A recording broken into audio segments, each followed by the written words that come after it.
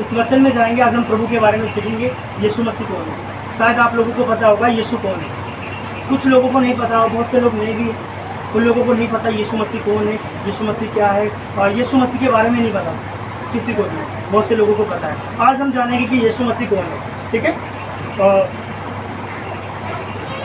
पुराने नियम में पता है क्या हुआ था, जब सबसे पहले जो स्टार्टिंग थी, पूरी कौम थी, वो इजरायली थे, यहूदी लोग। पहले ये संसार पूरा यहूदी था। आप पुराने नियम में आप सर्च पे भी करोगे यूट्यूब पे, तो ये पूरा समाज जो था यहूदी था, एक ही जाति थी यहूदी। और यहूदी लोग जो परमेश्वर की उपासना करते थे, वो लोग परमेश्वर को ढूंढ रहे थे, कोई तो परमेश्वर होगा, क्योंकि उतने समय पे पाप ज़्यादा बढ़ चुका था। और पाप इतना था पाप, जिसके कारण व्यभिचार बढ़ गया था। और व्यभिचार कोई भाई भाई के साथ, बहन के साथ, किसी के साथ व्यभिचार इतना बढ़ गया था कि पूरा जो संसार था पाप में डूब गया था। और वो लोग पुकार रहे थे कि मसीहा आएगा और हमें बचाएगा। ऐसा था पुराने समय पे, कुछ रूल्स ऐसे थे जिसके कारण कोई भी पाप करता था, व्यभिचारी था, कोई भी व्यभिचार करता हुआ पकड़ा जाए ना, तो उसको क्रूस पे लटका देते थे। और लटका कर क्या करते थे, उसको कोड़े मारते थे और उसको ऐसे ही छोड़ देते थे। वो एक दर्दनाक मौत थी जो 24 घंटे उसको कीले ठोकी जाती थी, और हाथों पैरों में कीले ठोकते थे और ताज पहनाते थे, और उसको क्या करते थे, रख देते थे, उसको क्रूस पे लटका देते थे। और उसके बाद क्या होता था, उसको मरने के लिए छोड़ देते थे। वो तड़प तड़प के व्यक्ति मर जाता था। और भी बहुत तरीके के वो श्राप थे वहाँ पे। वो जो क्रूस था वो श्राप में था। और उतने समय को वो मसीहा को ढूंढ रहे थे, कोई मसीहा आएगा जो हमें इस पाप से छुड़ाएगा, और पाप से छुड़ाने के लिए। और पुराने समय पे लोगों ने भविष्यवाणी करी थी, प्रभु के दूतों ने भविष्यवाणी करी थी कि एक कुंवारी गर्भवती होगी। कुंवारी कभी गर्भवती हो सकती है, आप सोच सकते हो। जब तक कोई पुरुष के साथ सोए ना, संबंध ना बनाए, जब तक कोई भी व्यक्ति अपने कोई भी औरत पुत्र को जन्म नहीं दे सकती। ये लिखा था कि पुराने नियम में लिखा था कि एक कुंवारी गर्भवती होगी, वो एक पुत्र को जनेगी, और वो इमानुएल होगा, वो छुड़ाने वाला होगा, वो बचाने वाला होगा। और जिसके कारण लोग उसको ढूंढते थे, कोई तो आएगा हमें बचाने के लिए, कोई तो आएगा हमें यहाँ से छुड़ाने के लिए। लोग ढूंढ रहे थे क्योंकि इतना पाप ज़्यादा हो गया था। और एक समय पे लोगों ने भविष्यवाणी करी, प्रभु के दूतों ने भविष्यवाणी करी। लेकिन एक 2000 साल पहले एक भविष्यवाणी पूरी हुई मरियम के द्वारा। मरियम एक ऐसी औरत थी, वो परमेश्वर की जो परमेश्वर के साथ बैठती थी। उसने किसी पुरुष को नहीं देखा था। बाइबल बताती है उसने किसी पुरुष से बात नहीं करी, पुरुष को उसने देखा नहीं। और क्या हुआ उसके जीवन में, परमेश्वर की आवाज़ आई, परमेश्वर का दूत आया और उसने बोला, मरियम, परमेश्वर तुझसे एक पुत्र उत्पन्न करेगा और तू गर्भवती होगी। उसने बोला कि मैं, प्रभु मैं कैसे गर्भवती होती, मैं कैसे गर्भवती हो सकती हूँ, क्योंकि मैंने किसी पुरुष से शादी नहीं करी। उसने बोला वो परमेश्वर का जो तेरे अंदर पुत्र होगा वो परमेश्वर की ओर से हुआ होगा, हालेलुया, परमेश्वर की ओर से भेजा जाएगा। तो उस व्यक्ति ने क्या किया, उस औरत ने विश्वास किया कि सच में परमेश्वर मेरे द्वारा बच्चा उत्पन्न करेगा, वो एक पवित्र बच्चा होगा। परमेश्वर ने अपनी आत्मा के द्वारा बच्चे को उत्पन्न किया और वो बच्चा संसार में आया। और वो यीशु मसीह, जब हमने लिखा है कि यीशु मसीह हमारे लिए मारा गया, गाड़ा गया, और हमारे सारे पापों को यीशु मसीह ने ले लिया। और यीशु मसीह कौन था, वो परमेश्वर की भेजा हुआ पुत्र था, वो मरियम के द्वारा, हालेलुया, वो परमेश्वर था। प्रभु की महिमा हो, क्योंकि परमेश्वर ने मरियम के द्वारा जन्म लिया और इस संसार में आया और संसार में लोगों को चंगाई दी, छुटकारा दी, दुष्ट के बंधनों से लोगों को आज़ाद किया और पाप से लोगों को बचाया। यीशु मसीह पापियों को बचाने के लिए आया, लोगों को पाप से निकाल रहा था, लोगों को सुसमाचार सुना रहा था, लोगों को बचा रहा था यीशु मसीह, और लोगों के जीवन में चंगाई दे रहा था। और यहाँ पे अब हम एक पढ़ते हैं, यूहन्ना 3:16, बाइबल में आप पढ़ सकते हैं। यूहन्ना 3:16 लिखा है कि परमेश्वर ने जगत से ऐसा प्रेम किया, पूरे जगत से ऐसा प्रेम किया, उसने अपना इकलौता पुत्र दे दिया, ताकि जो कोई उस पर विश्वास करे वो नाश ना हो परंतु अनंत जीवन पाए। एक यीशु मसीह था जो परमेश्वर का इकलौता बेटा था। आप सोच के देखो, मैं चाहता हूँ कि कोई भी बहन हो, आपसे बोले कि आपका अकेला बेटा है, आप अपने संसार में भेज दो और लोग उसको मारेंगे, पीटेंगे और मार के अधमरा छोड़ के आपको पूरा बच्चे को मार के ख़त्म कर देंगे। कोई भी माँ नहीं चाहेगी मेरा बच्चा मारा जाए। कोई भी नहीं माँ चाहेगी कि मेरे बच्चे को कोई कोड़े मारे, कोई मेरे बच्चे को धुतकारे, कोई मेरे बच्चे को थूके, कोई मेरे बच्चे को ऐसे करे। कभी भी नहीं कोई भी माँ चाहेगी कि मेरे बच्चे को कोई भी बीमार पड़े। नहीं चाहती ना। आप लोग चाहते हैं कि आपका बच्चा बीमार हो, आपका बच्चा लोगों के सामने कोई भी बच्चा आपको मार के चला जाए, ऐसा नहीं है ना। सब लोग यही चाहते हैं कि कोई भी मेरा बच्चा ना नाश हो। लेकिन परमेश्वर इतना प्रेम करता है आप लोगों से, मुझसे, क्योंकि ये मानव जाति पाप में डूब गई थी, जिसके कारण परमेश्वर ने क्या किया, अपना स्वर्ग से अपना पुत्र भेजा। उसने बोला जो कोई मेरे पुत्र पे विश्वास करे, परमेश्वर ने ये बात बोली, जो मेरे पुत्र पे विश्वास करेगा ना वो नाश नहीं होगा परंतु अनंत जीवन पाएगा। अनंत जीवन। पुराने समय पे ऐसा था कि हर व्यक्ति के लिए एक नरक था, और नरक हर व्यक्ति के लिए था, क्योंकि हम लोगों ने पाप किए। जब तक हमारे पाप नहीं क्षमा होंगे, जब तक क्या कहते हैं स्वर्ग नहीं जा सकते, पाप हमारे धो नहीं सकते, है ना। हमने बचपन से कितनी सारी गलतियां करी थी, झूठ बोला, गलत देखा, गलत करा, गलत चोरियां करी, गलत पाप किया। इस पाप के कारण व्यक्ति क्या है, बहुत दूर हो गया था परमेश्वर से, और जिसके कारण परमेश्वर ने एक जरिया निकाला इस पाप को भलाई में बदल दे, यानी कि यीशु मसीह ने सारे पाप आप लोगों के लिए। बस हमें अपने पापों से पश्चाताप करना है कि हमें माफ कर दे मेरे प्रभु, हमने ऐसी गलतियां करी, और उसके बाद यीशु मसीह हमारे पापों को क्षमा करता है। जब हम यीशु पे विश्वास करते हैं तो एक अनंत जीवन मिलता है, हालेलुया। मरने के बाद भी एक जीवन और एक मृत्यु है, हालेलुया। और जब जो कोई विश्वास करे वो नाश ना हो परंतु अनंत जीवन का है। स्वर्ग जाने के लिए एक ही रास्ता है, वो है यीशु मसीह। यीशु मसीह पे आप लोग विश्वास करो जब भी स्वर्ग जा सकते, और कहीं पे भी लिखा नहीं। अगर आपने देखा ना कि कोई और व्यक्ति हो, कोई ऐसा कोई व्यक्ति है जो हमारे पापों को क्षमा कर सके, आप लोगों ने देखा कोई पाप क्षमा कर सकता है आप लोगों को?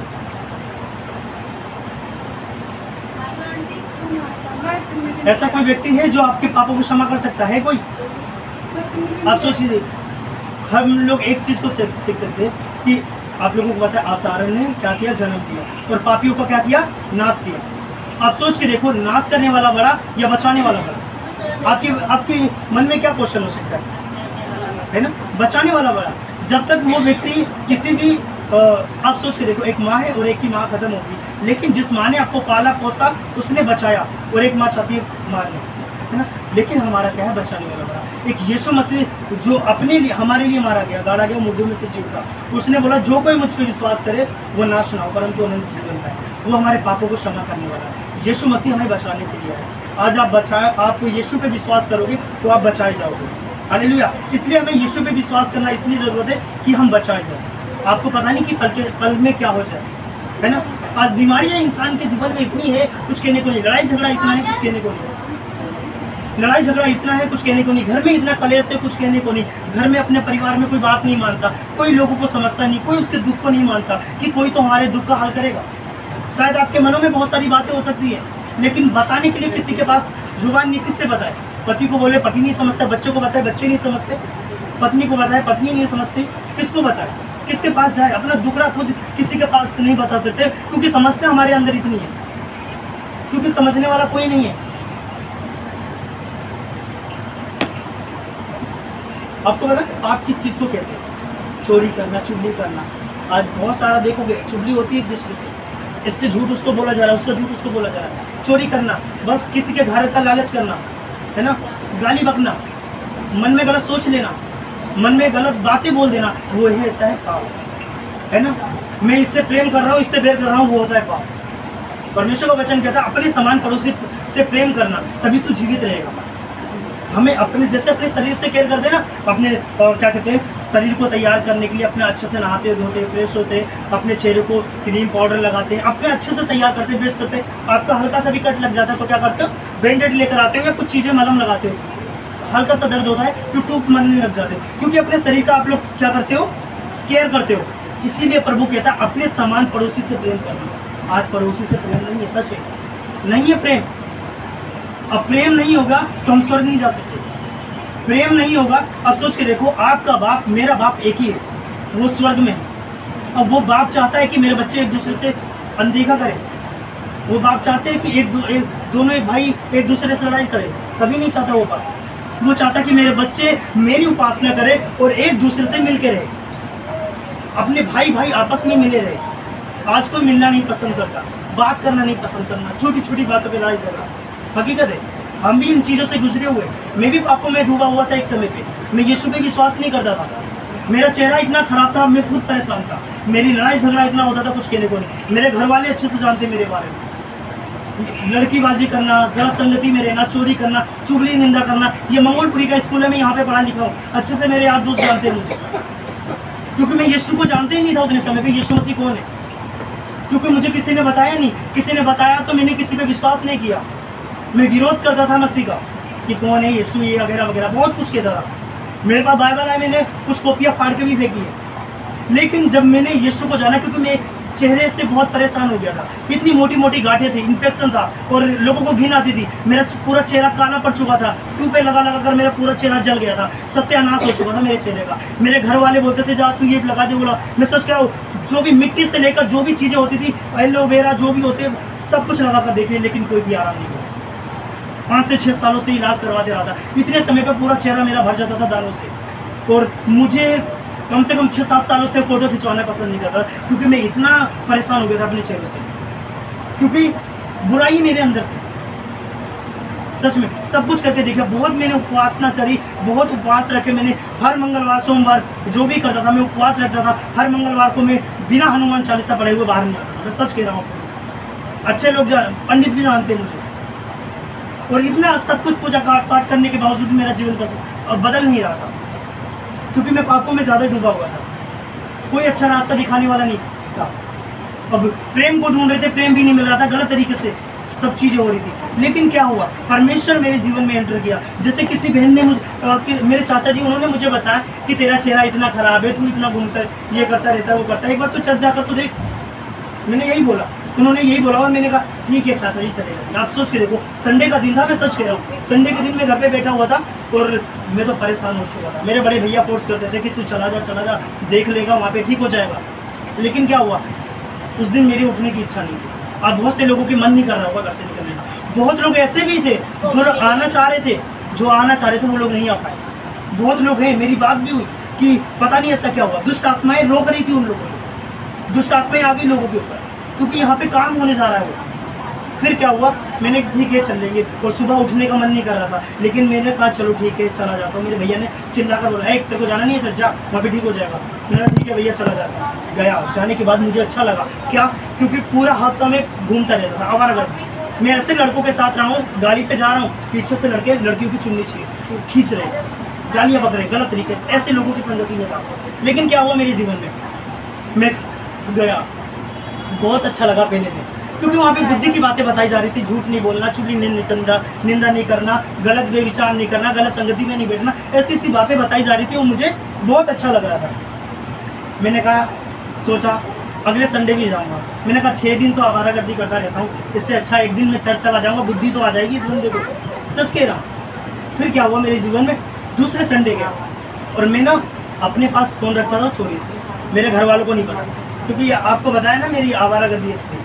मेरे पास फ़ोन था, मैंने फ़ोन ख़रीदा था, अभी मेरी भाभी नहीं आई, उनके देवर से फ़ोन खरीदा था, और पहला फ़ोन 1500 रुपये का ख़रीदा था, और वो महंगा था, लेनवो का फ़ोन उतने समय पे चल रहा था। और मैंने उस फ़ोन को ख़रीद के मैं अपनी बहन के घर पे रखा आता था, ये मेरी दीदी का बेटा, इसके घर पे रख के आता था, ठीक है, ये बहुत छोटा था। और उसके बाद क्या हुआ, अगले दिन में अगला संडे आया, और संडे को मैं जाने के लिए प्लानिंग कर रहा हूँ। और रात को ऐसा हुआ, पता नहीं ऐसा क्या हुआ उस घर में इनके, कि चोर ने पता नहीं क्या किया, सब लोग सोते रह गए और फ़ोन चोरी करके चला गया छत से। मेरा फ़ोन जो मैं चोरी से चलाता था, चोरी करके चला गया। और सुबह उठा, मेरे घर वालों को पता नहीं है। मेरी बहन बोली साइड में आ, तुझसे बात करनी है। मैंने कहा बता मेरी बहन। बोली कमल ऐसे हो गया, रात को कोई चोर आया और फ़ोन चोरी करके ले गया, मेरे को बताया। आप सोच के देखो, आपका फ़ोन चोरी हो जाए और वो भी सुबह पता चले, और नया फ़ोन है, तो आपके अंदर टेंशन होगी या नहीं? हकीकत है ना, होगी ना। लेकिन क्या हुआ, मेरे मन में आया मेरा प्रभु मुझे नया फ़ोन दिला देगा, मुझे दूसरा फ़ोन दिला। मेरे अंदर जो शांति सालों से नहीं मिली थी, वो मुझे शांति मिली। दूसरी बात जा रहा था, रुकावटें थी, और टेंशन के मारे में चर्च भी नहीं जा सकता था। सोच के देखो, फ़ोन चोरी हुआ है, अब क्या करोगे? कौन है चोर, कौन है, किसने चोरी करा है, अब ढूंढोगे। लेकिन मेरे अंदर से सारी टेंशन ही खत्म हो गई थी। फिर उसके बाद क्या हुआ, मुझे अच्छा लगा और मैं चर्च जाना स्टार्ट किया। 1 संडे, 2 संडे, तीसरे संडे में ऐसा हुआ, मेरे लिए प्रार्थना करी गई। दूसरे संडे पे हुआ था, मेरे लिए प्रार्थना करी गई, और मैंने विश्वास किया प्रार्थना को। और प्रार्थना के बाद ऐसा हुआ, महीना नहीं हुआ, महीना खत्म होते होते मेरा पूरा चेहरा बिल्कुल साफ हो गया, जिससे काला भद्दा हो गया था, मेरा चेहरा बिल्कुल साफ सुथरा हो गया। मेरे यार दोस्त भी जो यहाँ के रहते हैं, वो भी बोले कमल भाई तुमने क्या लगाना स्टार्ट कर दिया यार, मुझे भी कुछ इलाज बता दो। मैं सच कह रहा हूँ, ये हकीकत है, मेरी लाइफ की गवाही है। और उसके बाद क्या हुआ कि मैंने अपने दोस्तों को बताया कि मैं चर्च जाना हुआ, और धीरे धीरे उन लोगों को बताया यीशु के बारे में। लोगों ने भी विश्वास किया, और परमेश्वर ने लोगों के जीवन में भी काम किया। और धीरे धीरे परमेश्वर ने मेरे को बिल्कुल ठीक कर दिया। जो मेरे बुराई के रास्ते थे, गलत करता था, चोरियाँ करता था, झूठ बोलता था, चुगली निंदा करता था, यारी दोस्ती गलत थी, संगति गलत थी, जहाँ पे चाकू छूने चले जाते थे, वहाँ से परमेश्वर से मुझे क्या करा, निकाल के अलग कर दिया। आज परमेश्वर ने मुझे अच्छा जीवन दिया और बुराई के रास्ते से मैं दूर हो गया, मेरी ज़िंदगी बदल गई। शायद आज मैं यीशु पे विश्वास नहीं करता तो मेरी ज़िंदगी नहीं बदलती। मैं सच कह रहा हूँ आप लोगों को, मैं यीशु पे विश्वास नहीं करता तो आज शायद मैं भी कहीं गली का बदमाश होता, क्योंकि लड़ाई झगड़ा करता था, चाकू छुरे भी लेकर गया एक समय पे। लेकिन क्या हुआ, मेरे जीवन में यीशु आया और मेरे जीवनों को बदलने वाला सिर्फ एक परमेश्वर है। क्योंकि परमेश्वर मेरी ज़िंदगी को बदल सकता है तो आप लोगों की भी ज़िंदगी को बदल सकता है। सिर्फ क्या है, राई के दाने तक का विश्वास। राई का दाना छोटा होता है ना, बहुत छोटा, इतना सा, इतना विश्वास आपके अंदर आ गया कि यीशु मसीह मुझे चंगाई दे सकता है, यीशु मसीह मुझे परेशानी से निकाल सकता है, यीशु मसीह मुझे छुटकारा दे सकता है, यीशु मसीह मुझे आज़ाद कर सकता है। सिर्फ विश्वास करना है और ऑटोमेटिक आपके जीवन में काम देखोगे। मैं सच कह रहा हूँ, मेरा विश्वास बहुत बड़ा। ये बच्चा आपके सामने दिख रहा होगा, आगे इसके जीवन की भी बहुत बड़ी गवाही है। जो आज दिख रहा है ना, ये परमेश्वर की बदौलत है। क्योंकि इस बच्चे ने जब छोटा सा था, इसने 5 साल का बच्चा था, 5 साल का बच्चा है कोई यहाँ पे, है कोई? ये 5 साल की बेटी है, छोटी है कितनी, है ना? खड़ी होकर दिखाइए बेटा, कितनी बड़ी है, 5 साल की। इतना जब छोटा था इसने तेजाब पी लिया, और तेजाब पीने के बाद आपको पता है क्या है, ये खून की उल्टियाँ करने लग गया। इसने सोचा कि ये कोल्ड ड्रिंक है, क्योंकि बच्चा है, बच्चे को नहीं पता क्या है क्या नहीं, और इसने पी लिया तेजाब। और पीने के बाद दे उल्टी पे दे उल्टी, दे उल्टी पे दे उल्टी। मम्मी पूछ रही इसके क्या हो गया, और उसने बोला डर के, मम्मी वो पी लिया। पता नहीं बच्चे को क्या है क्या नहीं। तो पीने के बाद इसकी और ज़्यादा हालत खराब, संजय गांधी से रेफर कर दिया गया था। डॉक्टर ने जवाब दे दिया था, शायद मेरे घर वालों जानते होंगे, शायद भाभी जानती होंगी, है ना भाभी? हेलो, पता है कुछ आर्यन के बारे में? बताया होगा, शायद नहीं पता होगा, काफ़ी टाइम हो गया। फिर ऐसा हुआ कि इसके लिए संजय गांधी गए। संजय गांधी में डॉक्टर ने जवाब दिया कि अब बच्चा बचेगा नहीं, क्योंकि इसकी जो आंतड़ियाँ थी वो पूरी जल गई थी, जो गला था पूरा जल गया और इसकी आवाज़ भी नहीं निकल पा रही थी। और मैं नया नया विश्वासी था। जैसे मैंने बोला ना कि मेरे जीवन में प्रभु ने बदलाव किया, उससे 2-3 महीने की बात हुई। और उसके बाद क्या हुआ, इसके लिए प्रार्थना की गई, मैंने चर्च में प्रार्थना करवाई, और मैंने एक विश्वास किया कि प्रभु मैं जा रहा हूँ ना संजय गांधी देखने के लिए, प्रभु मैं चाहता हूँ मेरा आर्यन। 2 दिन का टाइम दिया था, शनिवार और संडे।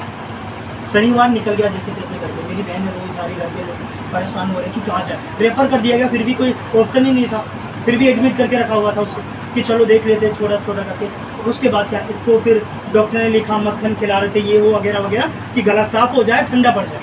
फिर उसके बाद क्या हुआ, मैंने प्रभु की दासी से प्रार्थना करवाई, प्रार्थना का विषय दिया, और मैंने एक विश्वास किया कि प्रभु मैं जा तो रहा हूँ हॉस्पिटल, मेरा भांजाना मुझे हंसता खेलता हुआ नजर आना चाहिए, मैं चाहता हूँ उसकी सारी रिपोर्टें नॉर्मल आई। और ऐसा हुआ, संडे का दिन था, और संडे को गया मैं, चर्च खत्म हुआ, चर्च के बाद में शायद शाम या सुबह को गया देखने के लिए, और वही हुआ, मेरा भांजा बिल्कुल ठीक था, बहुत छोटा था, ये तो शायद लंबाई बढ़ी है, इससे भी छोटा था, लेकिन परमेश्वर ने इसकी ज़िंदगी को बदला। अभी तक कोई दिक्कत नहीं, शायद गला खराब हो सकता था, बोलने में दिक्कत हो सकती थी, हकलाकर बोल सकता था, तुतला सकता था, लेकिन परमेश्वर ने इसको बिल्कुल सलामत रखा। अभी तक कोई परेशानी नहीं आने दी। क्या पता बाद में भी परेशानी आ सकती थी, हकीकत है ना, ये नहीं पता बीमारी कब फूट के आ जाए, लेकिन परमेश्वर ने अभी तक शायद 11-12 साल का हो गया, 11-12 साल का हो गया, अभी तक प्रभु ने संभाल कर रखा, प्रभु ने इसकी ज़िंदगी को बदला। और बहुत सारी गवाहियाँ हमारे पास बताने के लिए, हालेलुया।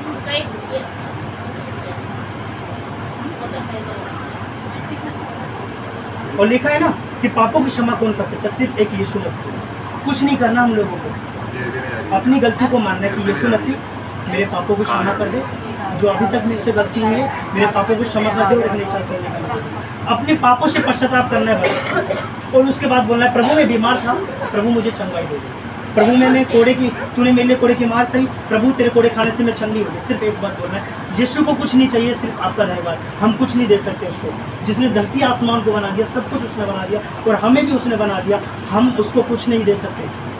हम उसके चरणों की भूल भी नहीं है कि उसके पास जाकर हम बैठ सके। सच के इतना पवित्र वो चाहता है कि हमें अपने मुँह से अंगीकार करना है कि यीशु मसीह आपका धन्यवाद कि मुझे संभाला, यीशु मसीह आपका धन्यवाद, हालेलुया। सिर्फ इसी बात का ही हम लोगों से क्या करना है, प्रार्थना करना है। प्रार्थना यही है, धन्यवाद, हमको धन्यवाद करना है, सिर्फ और कुछ नहीं। यीशु मसीह। चलते फिरते धन्यवाद कर सकते हो, उठते बैठते धन्यवाद कर सकते हो, सोते जागते धन्यवाद कर सकते हो। आप कर सकते हो यीशु मसीह आपका धन्यवाद मेरी सांसें बरकत रखी, यीशु मसीह तेरा धन्यवाद मुझे सही सलामत रखा, यीशु मसीह आपका धन्यवाद कि मुझे अच्छा घर दिया, यीशु आपका धन्यवाद कि मुझे अच्छे कपड़े दिए, यीशु आपका धन्यवाद कि मैं सड़कों पे नहीं हूँ, मैं भीख नहीं मांग रहा हूँ। प्रभु तेरा धन्यवाद मुझे अच्छे काम धंधा दिया, मुझे सही सलामत रखा, आपका धन्यवाद। सिर्फ यही बात बोलना है और कुछ नहीं बोलना। हालेलुया। प्रभु आप सभी को आशीष दे, सभी को जय मसीह की। आंखों को बंद करें।